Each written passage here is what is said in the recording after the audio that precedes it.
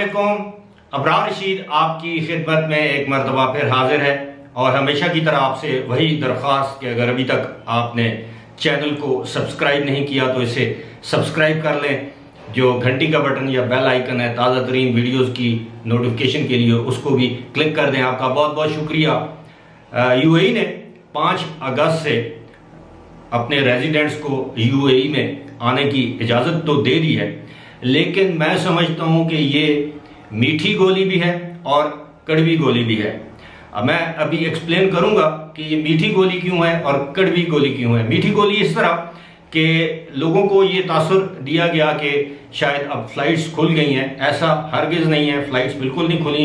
ये महदूद पैमाने पर परवाजें, जिन्हें आप स्पेशल फ्लाइट्स भी कह सकते हैं, वो होंगी और सिर्फ वही लोग जाने के अहल होंगे जिनके पास यूएई का वैलिड रेजिडेंट वीज़ा है, जिनके पास यूएई में डबल वैक्सीनेशन का सर्टिफिकेट है, जिन लोगों ने सिर्फ यूएई में वैक्सीन की दोनों डोजेज लगवा रखी हैं, जिन्होंने पाकिस्तान में भी दोनों डोजेज लगवा रखी हैं, उनको जाने की इजाज़त नहीं है। और जाने से पहले आपको आईसीए की अप्रूवल लेना पड़ेगी, अप्रूवल फॉर्म फिल आउट करके।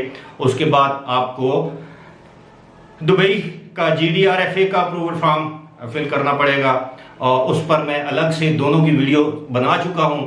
इसी तरह जाने से पहले जिन लोगों के 6 महीने से ज़्यादा ओवर स्टे हो चुका है पाकिस्तान में, इंडिया में, दीगर ममालिक में, उनको री एंट्री के लिए दोबारा परमिट के लिए अप्लाई करना पड़ेगा ताकि उनका वीज़ा जो है वो वैलिड हो जाए, यानी वीज़े का स्टेटस वैलिड हो जाए। लेकिन अब सबसे बड़ी खबर ये है, जो कड़वी गोली है वो ये है कि अब अबू धाबी और रास अल खैमा, यानी 2 अमारात ने, अबू धाबी और रास अल खैमा ने ये ऐलान किया है कि पाकिस्तान, इंडिया, श्रीलंका, बांग्लादेश, नेपाल से यूएई जाने वाले तमाम वो रेजिडेंट जो यूएई जाने के अहल हैं, अब उनको वहाँ पर 10 दिन तक अपने घर में क्वारंटीन से गुजरना होगा। यानी 10 दिन उनको अपने घर में क्वारंटीन में रहना होगा।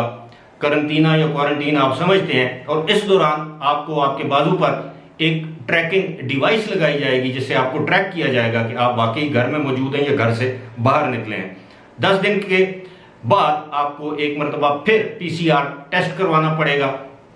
PCR टेस्ट की रिपोर्ट अगर नेगेटिव आती है तो फिर आप आज़ाद हैं, अगर वो पॉजिटिव आती है तो फिर आपको मजीद क्वारंटीन या अस्पताल में वक्त गुजारना पड़ेगा। अब ये सारी चीज़ें, वैक्सीन भी लगी हो, वैक्सीन का सर्टिफिकेट भी हो, जाते हुए भी PCR टेस्ट हो, पाकिस्तान जाने से पहले 48 घंटे के अंदर अंदर, वहाँ के एयरपोर्ट पर भी PCR टेस्ट हो, वो भी नेगेटिव आए, पाकिस्तान वाला टेस्ट भी नेगेटिव आए, आपने डबल वैक्सीन भी करवा रखी है, उसके बावजूद, उसके बाद भी अगर आपको 10 दिन तक क्वारंटीन में रहना पड़ेगा तो इसकी मंतक मेरी समझ से बाहर है। ये मंतक समझ में नहीं आती।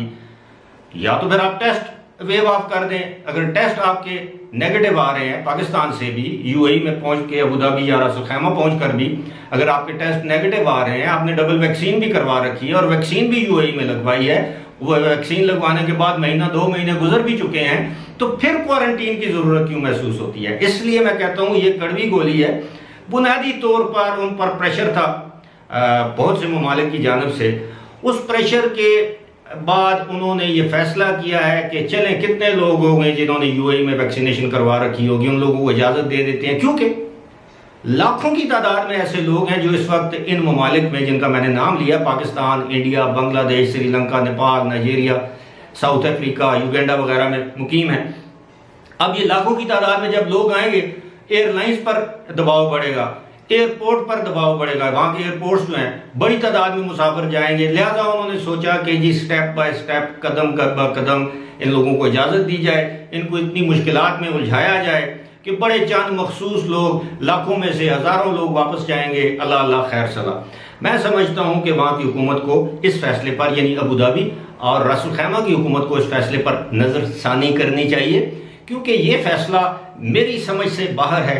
कॉमन सेंस की बात है कि जब आपने वैक्सीनेशन भी करवा रखी है, जब आपका पाकिस्तान से भी टेस्ट नेगेटिव है, जब आपका यूएई में भी जाने के बाद टेस्ट नेगेटिव आया, तो फिर उसके बाद क्वारंटीन की क्या ज़रूरत है?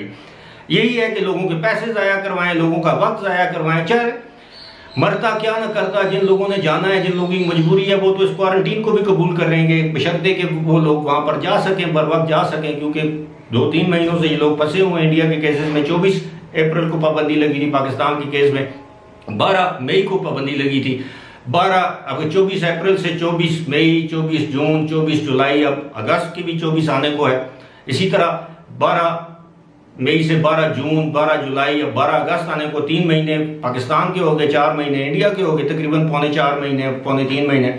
अब ये सारी सूरत हाल मैं इसलिए आपके सामने वाजे कर रहा हूँ कि इस वक्त दुबई में क्वारंटीन की ज़रूरत नहीं है, वहाँ पे क्वारंटीन की शर्त नहीं रखी गई, लेकिन इन 2 रियासतों में यानी अबू धाबी और रास अल खैमा में इसकी शर्त आयद कर दी गई है और यकीनी तौर पर ये लोगों के लिए परेशानी का बायस बनेगी। फिलहाल इसी के साथ मुझे दीजिए इजाज़त। खुदा हाफिज़।